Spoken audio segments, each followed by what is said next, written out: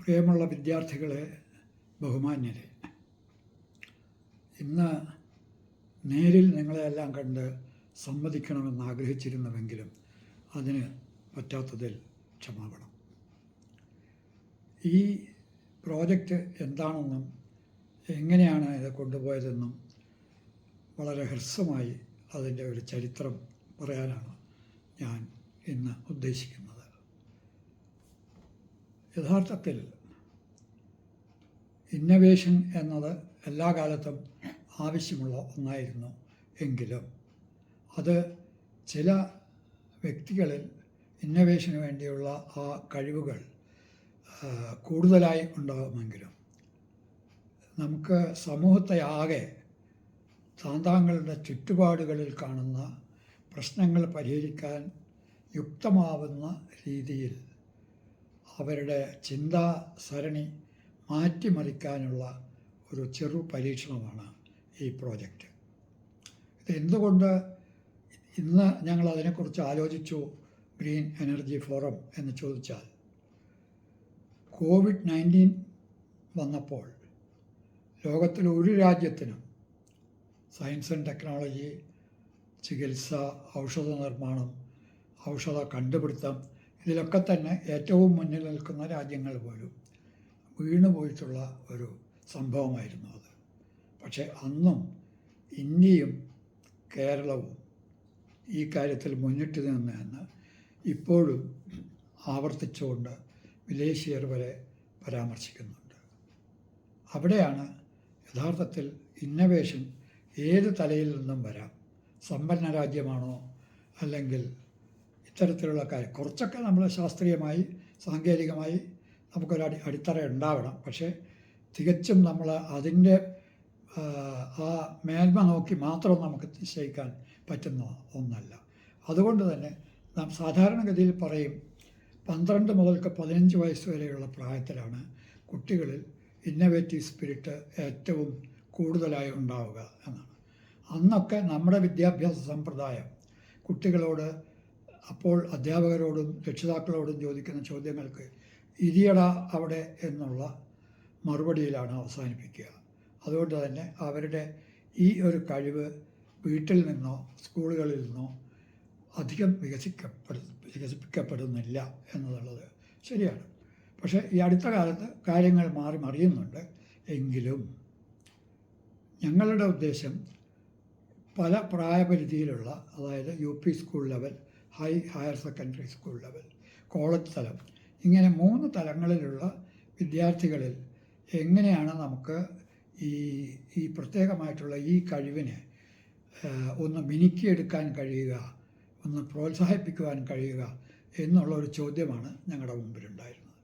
അതിനുവേണ്ടി ഞങ്ങൾ ആദ്യം ഉദ്ദേശിച്ചത് ഓരോ ജില്ലയിൽ നിന്നും 20 വിദ്യാലയങ്ങൾ വീതം, കോളേജ്, ഹൈസ്കൂൾ, അപ്പോൾ അങ്ങനെ ഒരു ജില്ലയിൽ നിന്ന് 60 വിദ്യാലയങ്ങൾ വീതം ഞങ്ങൾക്ക് കമ്പനി ഇന്ത്യൻ റെയർസ് ലിമിറ്റഡ് അനുവദിച്ചു തന്ന 2 ജില്ലകളിൽ 120 വിദ്യാലയങ്ങളെ ഇതിൽ പങ്കെടുപ്പിക്കണം എന്നുള്ളതായിരുന്നു ഞങ്ങളുടെ ലക്ഷ്യം.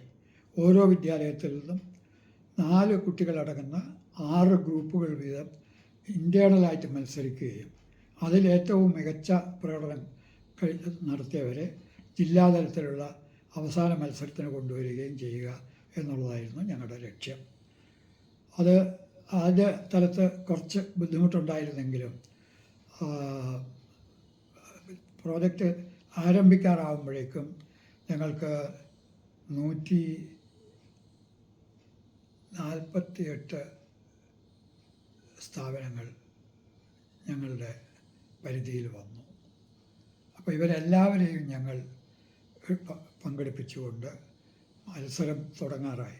അപ്പോഴാണ് എങ്ങനെ ഇന്നവേഷനിലേക്ക് കടക്കും, അതിൻ്റെ വഴികളൊക്കെ എങ്ങനെയാണെന്നുള്ളത് പല അധ്യാപകർക്കും പല വിദ്യാർത്ഥികൾക്കും മനസ്സിലാകുമായിരുന്നില്ല. കാരണം നമ്മുടെ എല്ലാ മത്സരങ്ങളും, ഇത്തരത്തിലുള്ള മത്സരങ്ങളും മുകളിൽ നിന്ന് താഴോട്ടാണ്. ഒരു ആധുനിക ടെക്നോളജി ഉപയോഗിച്ച് ഏതെല്ലാം രീതിയിലുള്ള ഉപയോഗങ്ങൾ നമുക്ക് ഉണ്ടാക്കാൻ കഴിയും എന്നുള്ള ഒരു അന്വേഷണമാണ്.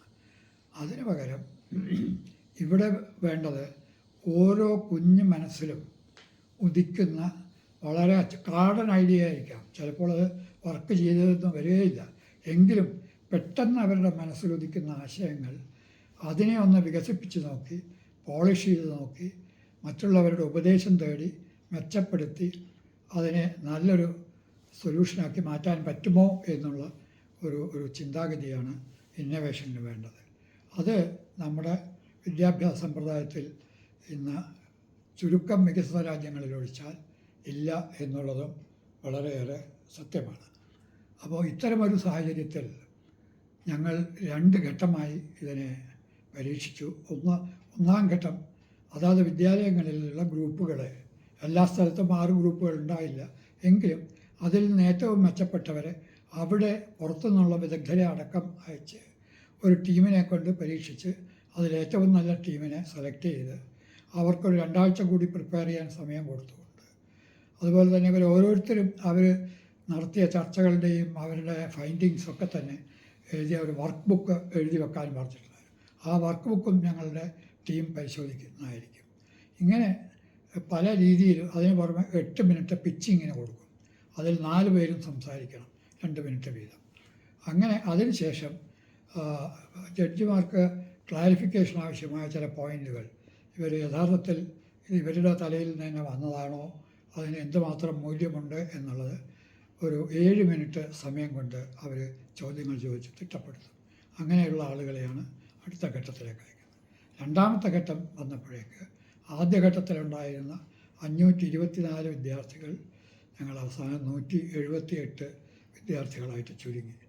അത് വളരെ ചെറിയൊരു നമ്പറല്ലേ എന്ന് തോന്നുമെങ്കിലും ഇന്നവേഷനിൽ 10 പേർ തുടങ്ങിയാൽ ഒരാൾ പോലും കംപ്ലീറ്റ് ചെയ്യില്ല എന്നുള്ളതാണ് ഇക്കാലം അത്രയും ഉള്ള യാഥാർത്ഥ്യം. അതുകൊണ്ട് ഈ നമ്പർ ഞങ്ങൾ കേരളത്തിലെ ഈ നമ്പർ ഒട്ടും മോശമല്ല എന്ന് പറയേണ്ടിയിരിക്കുന്നു.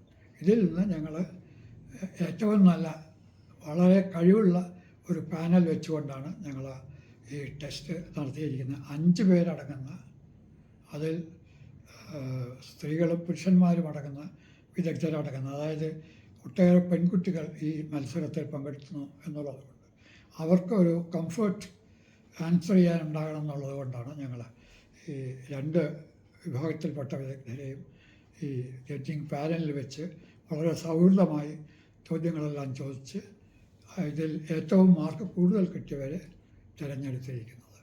ഏറ്റവും മാർക്ക് കിട്ടിയവരെ വിന്നേഴ്സായിട്ടും മറ്റവരെ അടുത്ത മാർക്ക് കിട്ടിയവരെ റണ്ണേഴ്സപ്പായിട്ടും പിന്നീട് ഒരു മൂന്നാമതൊരു കാറ്റഗറി സെക്കൻഡ് റണ്ണേഴ്സ് ആയിട്ടും തിരഞ്ഞെടുത്തു എന്നുള്ളതാണ്. അവർക്ക് ഞങ്ങളുടെ സമ്മാനങ്ങളൊക്കെ കൊടുക്കുന്നുണ്ട്. അതിൻ്റെ മൂല്യമോ വലുപ്പമോ അല്ല പ്രധാനം. സത്യത്തിൽ ഇതിൽ മത്സരിച്ചിട്ടുള്ള, പ്രത്യേകിച്ചും അവസാന ഘട്ടങ്ങളിലേക്ക് എത്തിയിട്ടുള്ള എല്ലാ കുട്ടികളും വളരെയധികം ഇന്നോവേറ്റീവ് സ്പിരിറ്റുള്ള കുട്ടികളാണ്. അവരെ ഇനിയും മിനുക്കിയാൽ മിനുങ്ങും എന്നാണ് ഞങ്ങളുടെ നിഗമനം. അതുകൊണ്ട് തന്നെ ഇന്നത്തെ പരിപാടി കഴിഞ്ഞാൽ ഇനി ഞങ്ങൾ ചെയ്യാൻ പോകുന്നത്, ഞങ്ങളുടെ കയ്യിലില്ലെങ്കിലും ഗവൺമെൻറ്റിൻ്റെ പക്കത്ത്, ഇന്ത്യ ഗവൺമെൻറ്റിൻ്റെ പക്കത്ത് നീതി ആയോഗ് വഴിക്ക് പ്രവർത്തനം നടക്കുന്നുണ്ട്. കേരള ഗവൺമെൻറ് KDISC വഴിക്ക് നടത്തുന്നുണ്ട്. ഇങ്ങനെയുള്ള പല പ്രവർത്തനങ്ങളുമായി ഇവരെ ബന്ധിപ്പിച്ചു കൊടുക്കാനും ഇവർക്ക് പരീക്ഷണങ്ങൾ ചെയ്തു നോക്കി, ഇപ്പോൾ ഐഡിയ മാത്രമേ ആയിട്ടുള്ളൂ, ആ ഐഡിയ പ്രാവർത്തികമാക്കാൻ വേണ്ടുന്ന പ്രവർത്തനങ്ങൾ ചെയ്യാനുള്ള സൗകര്യങ്ങളുമായി ലിങ്ക് ചെയ്ത് കൊടുത്തുകൊണ്ട് പറ്റുമെങ്കിൽ ഒരു റീജിയൻ അടിസ്ഥാനത്തിൽ ഒരു മേക്കർ ലാബ് പോലെയുള്ള ആധുനിക ഉപകരണങ്ങളൊക്കെ ഉള്ള ചെറിയ ലാബ് ഓരോ വിദ്യാഭ്യാസ റീജിയനിലും ഉണ്ടാവുകയാണെന്നുണ്ടെങ്കിൽ അതിനകത്ത് വരുന്ന കുട്ടികൾക്ക് അത് ഉപയോഗിച്ചുകൊണ്ട് മെച്ചപ്പെട്ട പ്രവർത്തനങ്ങളൊക്കെ നടത്തും.